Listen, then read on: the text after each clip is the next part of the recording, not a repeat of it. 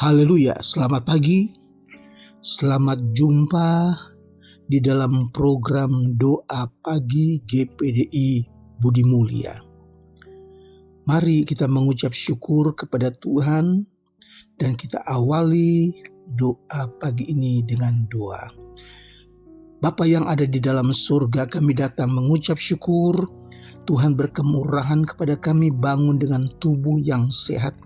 Kami dapat membacakan firman Tuhan, kami diberkati dan kami nikmati kemurahan Tuhan.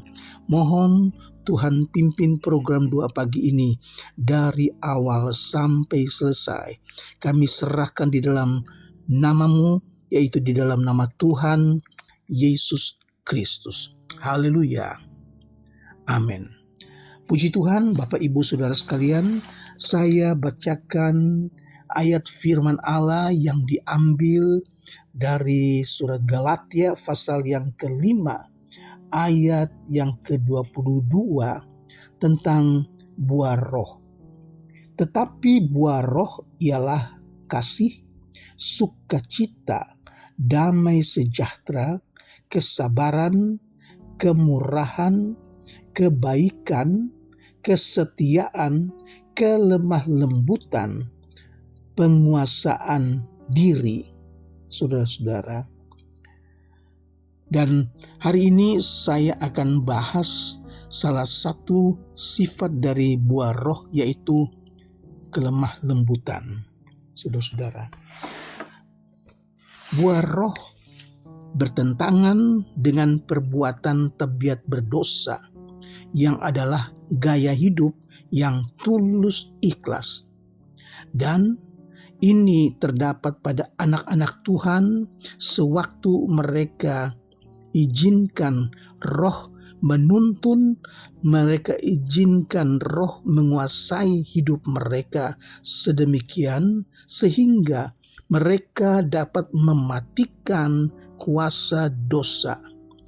Mereka dapat hidup sesuai dengan perbuatan-perbuatan yang berkenan kepada Allah.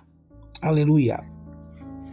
Di dalam Efesus pasal yang keempat ayat 2 dan 3, Rasul Paulus tulis di sana, hendaklah kamu selalu rendah hati, lemah lembut, dan sabar. Tunjukkanlah kasih-Mu dalam hal saling membantu dan berusahalah memelihara kesatuan roh oleh ikatan damai sejahtera. Paulus tekankan tentang rendah hati dan sifat lemah lembut. Puji Tuhan, saudara, bahkan di dalam Roma pasal 8 ayat yang ke-14, setiap orang yang dipimpin roh Allah adalah anak Allah, yaitu mereka yang dapat mematikan perbuatan-perbuatan berdosa, perbuatan-perbuatan buruk tubuh jasmani. Haleluya. Jadi kita yang dipimpin roh Allah, kita adalah anak Allah. Itu kata firman Allah. Karena kita dapat mematikan perbuatan-perbuatan berdosa yang ada. Haleluya. Roh Kudus berdiam di dalam orang-orang percaya, supaya mereka dipimpin, mereka berpikir, mereka berbicara dan bertindak sesuai dengan firman Tuhan. Seseorang yang dipimpin oleh Roh Kudus, seorang yang punya buah roh, maka dia akan dipimpin oleh roh, dia berpikir, dia berbicara, dan dia bertindak sesuai dengan firman Allah. Pentingnya kita memiliki buah roh, karakter dari roh Allah. Haleluya. Roh yang memimpin dengan dorongan yang merupakan dorongan untuk bertindak, untuk melakukan kehendak Allah, dan untuk mematikan perbuatan-perbuatan buruk tubuh jasmani ini. Haleluya. Dalam Roma 8 ayat 13, sebab jika kamu hidup menurut daging, kamu akan mati. Tetapi oleh Roh kamu mematikan perbuatan-perbuatan tubuhmu, kamu akan hidup. Tinggal pilih, mau dipimpin oleh Roh atau mau dipimpin oleh keinginan daging. Seorang yang hidup menurut keinginan daging mati, tetapi mereka yang hidup menurut keinginan Roh, dipimpin oleh Roh, mereka akan hidup. Puji Tuhan. Kelemah lembutan, istilah Yunani dikatakan prautes, yaitu pengekangan yang terpadu dengan kekuatan dan keberanian yang menggambarkan seorang yang bisa marah pada saat yang diperlukan dan bisa tunduk dengan rendah hati apabila itu diperlukan. Jadi seorang yang lemah lembut bukan berarti dia tidak bisa marah.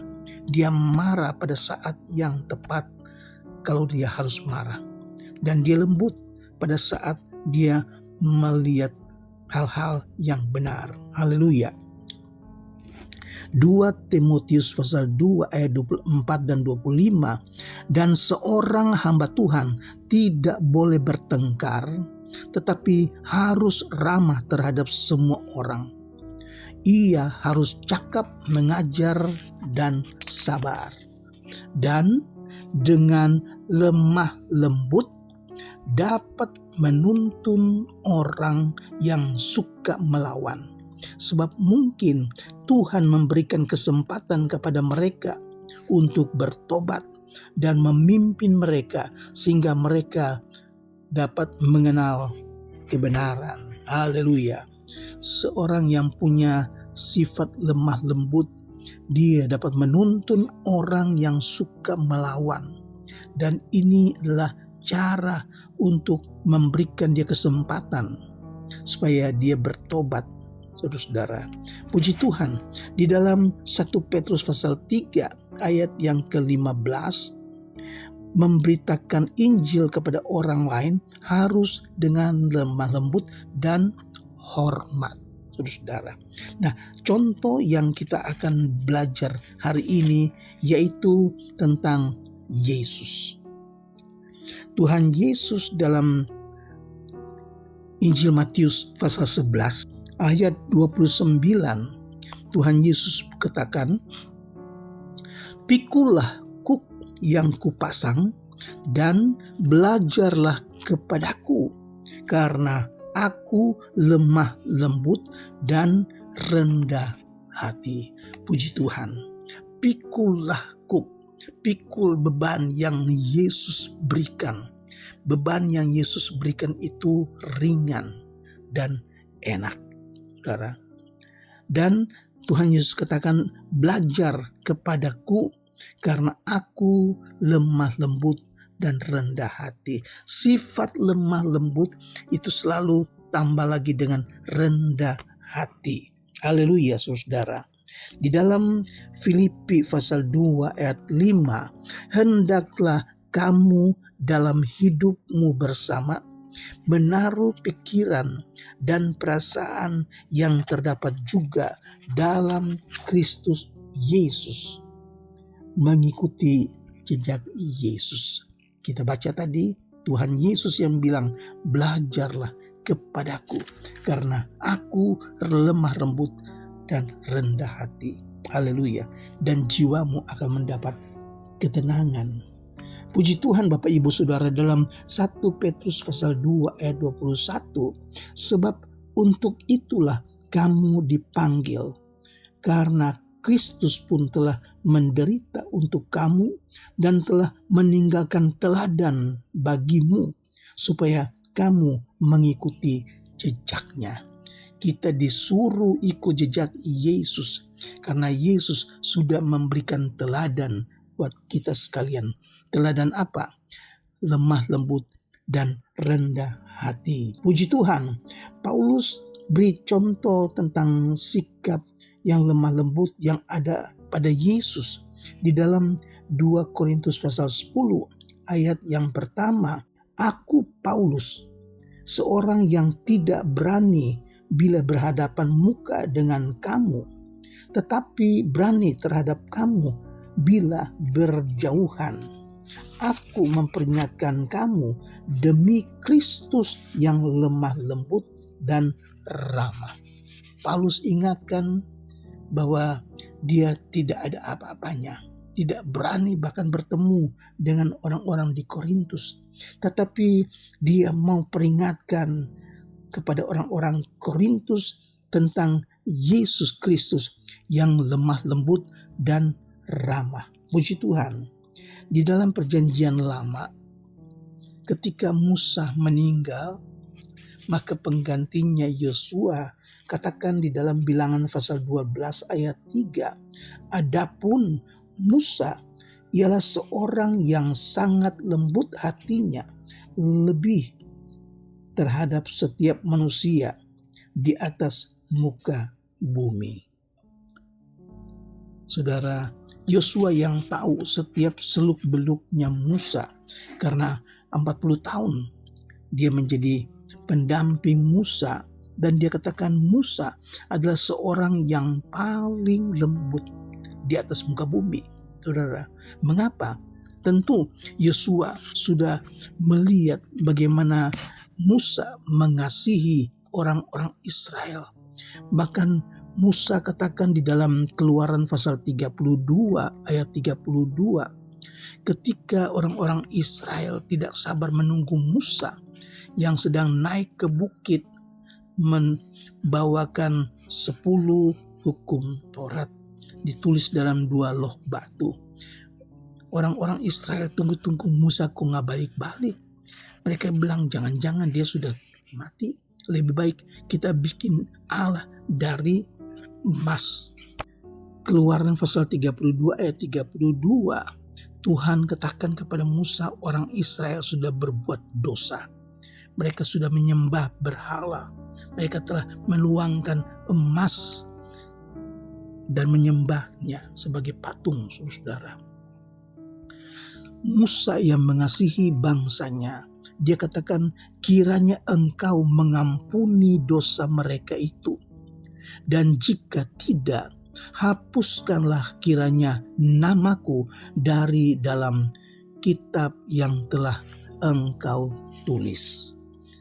Ayat 33, tapi Tuhan katakan kepada Musa, siapa yang berdosa kepadaku, nama orang itulah yang dihapuskan dari dalam kitabku. Jadi siapa yang berbuat dosa, dia yang akan dihukum. Siapa yang melanggar firman Tuhan, dia yang akan mati, saudara. Musa mengasihi bangsa Israel.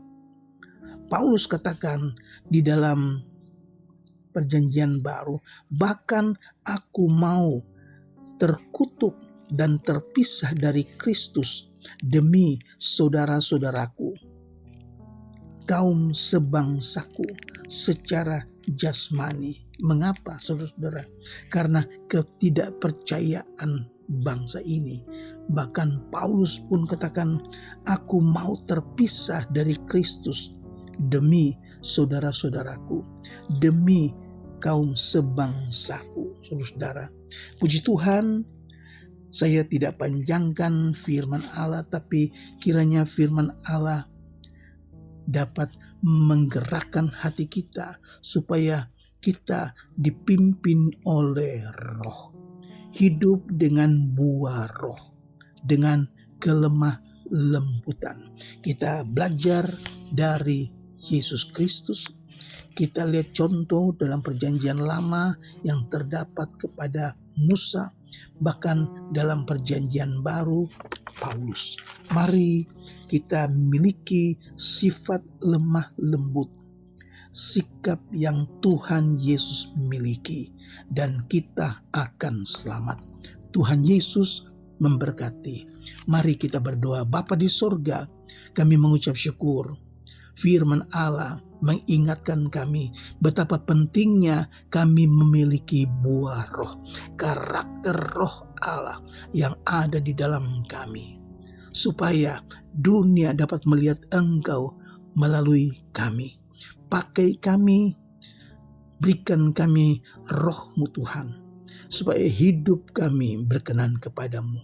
Kami berdoa buat mereka yang sakit, baik di rumah, mereka yang dirawat di rumah sakit. Tuhan, mari Engkau datang jamah, sembuhkan mereka di dalam nama Yesus. Mereka yang berkekurangan, mari Tuhan kami berdoa dalam nama Yesus. Tuhan, berikan rezeki, berikan mereka pekerjaan. Di dalam keadaan yang putus asa sekarang ini, bagaimana sukarnya seseorang mencari pekerjaan, begitu banyak orang yang di PHK. Tuhan Yesus, berkati umat-Mu, berkati orang-orang yang berharap kepadamu Tuhan. Kami serahkan bangsa kami ke dalam tangan Tuhan. Mari Tuhan berkati bangsa kami Indonesia. Tuhan berkati Bapak Presiden, Wakil Presiden. Tuhan berkati kota Jakarta. Kuasa Tuhan melebihi segala kuasa-kuasa jahat. Berikan hati yang lemah lembut, biar kami dapat melihat firman Allah digenapi. Kami akhiri dengan mengucap syukur di dalam nama Tuhan Yesus Kristus. Haleluya. Amin.